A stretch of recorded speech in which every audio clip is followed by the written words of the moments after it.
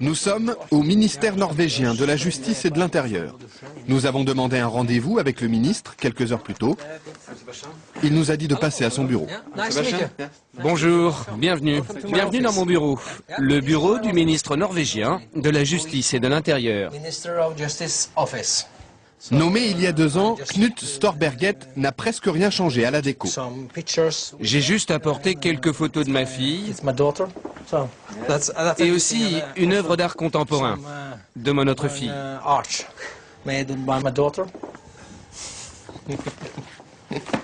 Et le reste du bureau est très simple. Vous trouvez? Oh, moi je trouve ça parfait. Ça vous suffit? Absolument. Je suis très fier de mon bureau. Parfois, le ministre finit sa journée un peu plus tôt que d'habitude. Et vous avez fini votre travail? Oui, j'arrête là. Et quelle heure est-il? Ne le dites pas au Premier ministre, mais il est 15h15. Il est temps d'aller chercher mes enfants à l'école et à la crèche.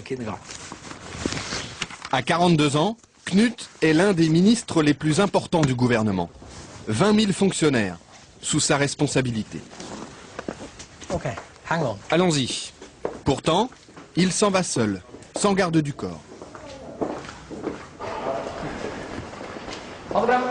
Un petit salut à la gardienne en attendant sa voiture, ou plutôt l'une des voitures du gouvernement, car le ministre n'a pas de chauffeur attitré. Il partage les véhicules de fonction avec ses 19 collègues des autres ministères. Partir de bonne heure pour chercher ses enfants ne dérange personne en Norvège. Hei, Marit! Hei! Kloppen. Skal du være med hjem? Ja. Ha det. La crèche et l'école de ses 2 filles sont à quelques pas de sa maison, dans un quartier résidentiel et tranquille d'Oslo. Comme Knut habitait déjà la capitale avant d'être nommé ministre, pas question pour lui d'avoir un appartement de fonction. Avec sa famille, il vit toujours dans cette petite maison mitoyenne. Et le grand plaisir du ministre, quand il rentre chez lui, c'est de préparer le dîner. La Norvège, un vaste royaume peuplé d'à peine 4 600 000 habitants. Monarchie parlementaire où les citoyens tutoient leurs députés et leurs ministres. Un pays riche de son gaz et de son pétrole. Mais la Norvège, c'est aussi une culture de protestants rigoristes. On ne badine pas avec l'argent public. La transparence financière est un dogme, la corruption des élus, un péché capital. Et ce pays, c'est aussi celui d'Eva Joly. La juge franco-norvégienne travaille depuis 5 ans à Oslo. En France, elle a instruit l'affaire Elf et obtenu la condamnation de la plupart de ses dirigeants. Elle conseille désormais le gouvernement norvégien pour la lutte contre le blanchiment. Ici, Eva Joly est une célébrité. Pour autant, pas question de mener grand train. Elle est soumise aux mêmes règles que n'importe quel fonctionnaire.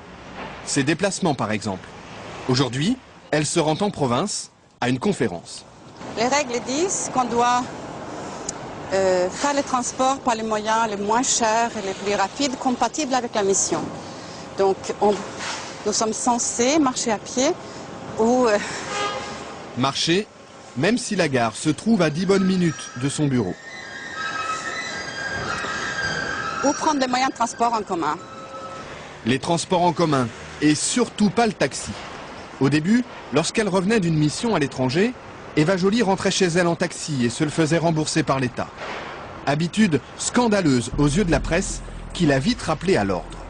Le titre était « Eva Joly vit grassement au dos de l'État » ou quelque chose comme ça. Donc, et j'ai compris, de façon assez innocente, je peux dire, que j'avais franchi un tabou et que si je voulais prendre un taxi, je me le payais. Hi. Salut. Je Je suis avec une équipe de télé française là. Je leur raconte mon histoire avec les taxis. Depuis, Eva Joly dit avoir compris la mentalité de ses compatriotes. Cette intransigeance lui apparaît comme une vertu démocratique. C'est un garde-fou très efficace et qui évite tout dérapage. Je pense qu'en France, on a vraiment vu ce que ça donne quand il n'y a pas de contrôle. Et aujourd'hui, on trouve un état je pense, de mépris du politique qui est beaucoup dû à tous les excès non réprimés, non constatés même. En France. En France. En France, élus et ministres disposent d'une enveloppe pour leurs frais quotidiens, sans justificatif. En Norvège, c'est l'inverse. Ils doivent tout avancer et ne sont remboursés que sur facture. La preuve, avec le ministre des Affaires étrangères en déplacement officiel dans le nord du pays. Là aussi, sans garde du corps. Ce jour-là, il inaugure une école de commerce, visite une base militaire, rencontre les élus locaux. Et il déjeune comme tout le monde sur le pouce. Sandwich, café et gâteau sec. Cette fois-ci, ce sont ses hôtes qui l'invitent. Le ministre n'a rien à débourser. C'est lui qui paie le café. Mais d'habitude, il dispose d'un forfait très serré. 50 € pour 2 repas, 120 € la nuit d'hôtel. Il y a une limite pour chaque jour, hôtel, repas, couvert. Et si on dépasse cette somme, on doit le payer de votre poche. De son poche.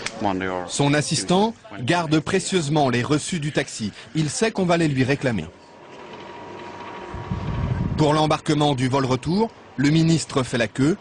Tout traitement de faveur serait mal vu. Il ne faut pas croire que parce qu'on est ministre, on est différent. Ça, c'est très dangereux. Hein. C'est faux et c'est dangereux.